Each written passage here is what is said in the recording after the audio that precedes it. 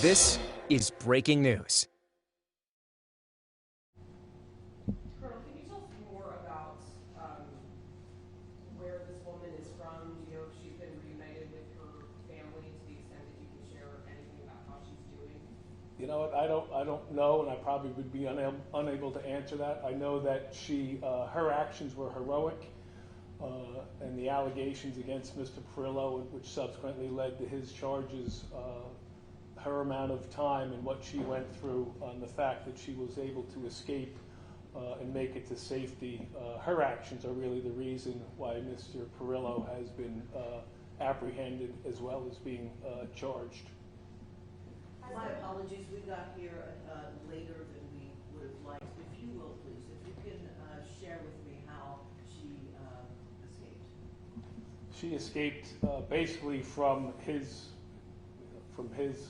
possession, I'll use that word, and ran to a local gas station where she requested assistance, and those gas station attendants and store operators immediately called for assistance, and the state police arrived, subsequently made sure she was safe, and shortly thereafter apprehended Mr. Perillo.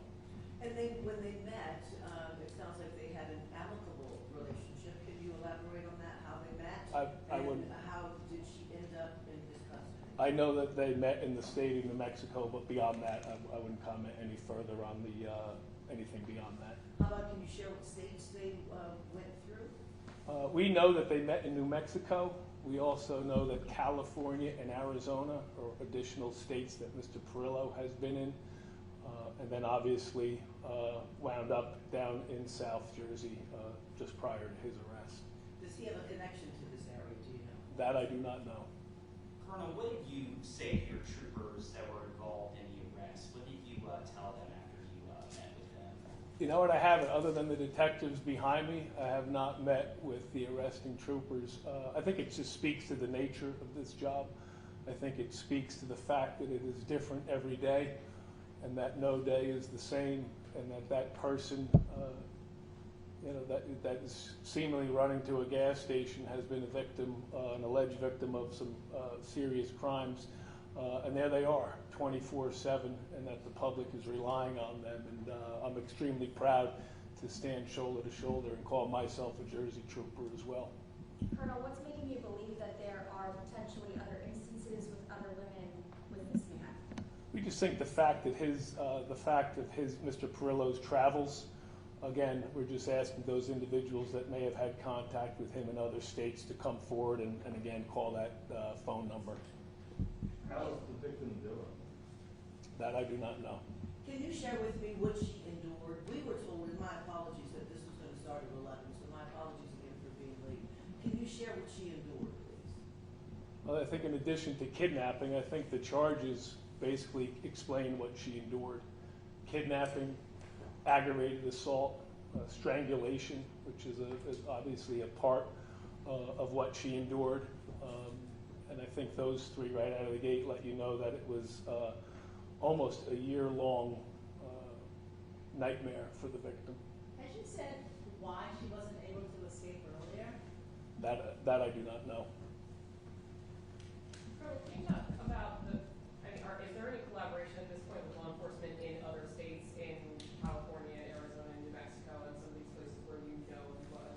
There is, upon the unfolding of this, and again, it's still unfolding, the New Jersey State Police sent out a request for information to all 50 states through our our International Association of Chiefs of Police, as well as all the fusion centers in America, requesting information and basically giving out that same photograph and same phone number that I started off with this morning. Colonel, can you tell us for this year that you say where this woman was kept captive? Like where? I can only speak to the fact of where she was first met Mr. Perillo in New Mexico, and ultimately where she wound up here in South Jersey. Do you know what brought them to this area? That I do not know, ma'am. And where's Mr. Perillo from? I think given the natures of his travels, he was from a lot of different states around this country. Does he have a prior? That I do not know. I don't know if I missed this, but can you elaborate on how the troopers got involved in their first contact with her? Well, the location where the victim ran to the gas station is one that's covered by the New Jersey State Police, one of the almost 100 municipalities. So when that call came in, it was the New Jersey State Police that responded to that gas station, Tony. And how quickly did they get there? That I don't know. I could check the records. I'm assuming they responded relatively quickly, given the nature of one, making sure the victim was safe, and two, the subsequent apprehension of Mr. Perillo. Can you provide the address of the gas station and the apartment in Bass where this woman escaped from, please? I could do that offline. I don't have the address at the top of my head. Thank you. Colonel, sorry again, a lot of us thought the press conference started at 11. Did you say anything off the top of your press conference that is crucial for us, those of us who sort of arrived a few minutes later? I think the goal behind being here today with these detectives is the effort to seek assistance from not even just New Jersey, but from the 49 other states.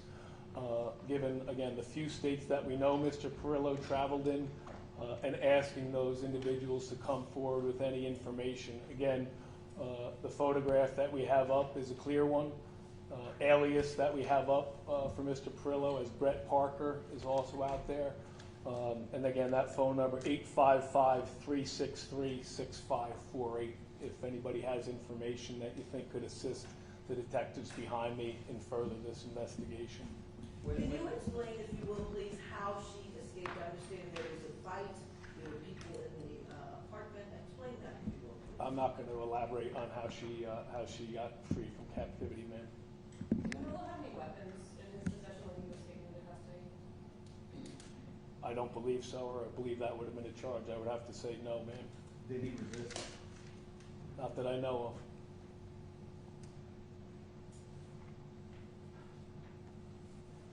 Anything else?